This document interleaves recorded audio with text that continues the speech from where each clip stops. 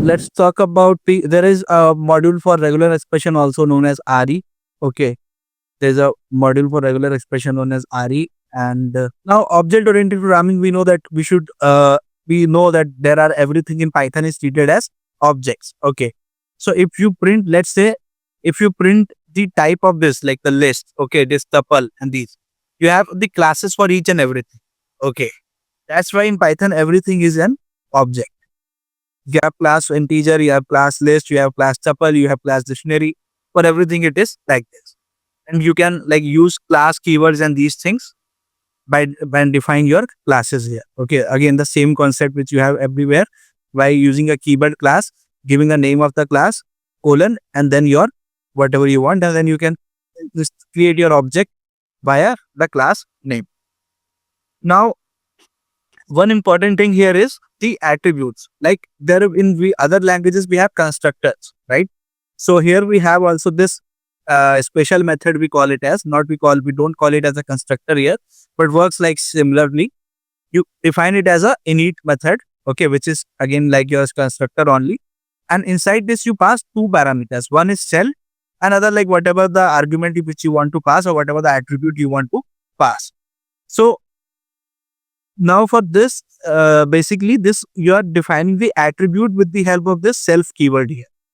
Okay, this is to initialize, this method is used to initialize the attributes of the objects, okay, of an object of a class.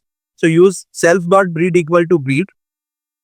Now what it will do, like it will basically, if you define a value here, okay, now, yeah, see normally in Java, if you define a class ABC, at the end what you do, right, you write ABC O equal to new OBC, right? This is how you define the object. And now if you have to pass and call any method, so you say that O dot XYZ, and you call those methods. And if there is any argument, you call those like this, right? So this works like this only. And of a similar way where you are passing the value of from the constructor here, okay, from this init methods. And then you can utilize like this SAM is what? This SAM is nothing like the way O object name is here.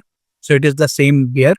And you can call them to these methods, you can call them attribute directly to call to get the value. So the concept is quite simple. Classes mostly is scripting. We don't use classes. In DevOps, mostly we write scripts only. We don't write end-to-end programs. So we don't have to worry much about that. From an understanding perspective, it is there. But in DevOps, you might not be using this much detailed of Python which we are talking about, because there you do the Python, or there you whatever the scripts we might be using or we might be writing it. So my basically goal is to not write shell scripts and to write Python. The reason, because Python is very much popular in market and people want Python. So wherever we will have the shell scripts, I will try to avoid it and try to replace it by the Python wherever it is possible in our further DevOps sessions.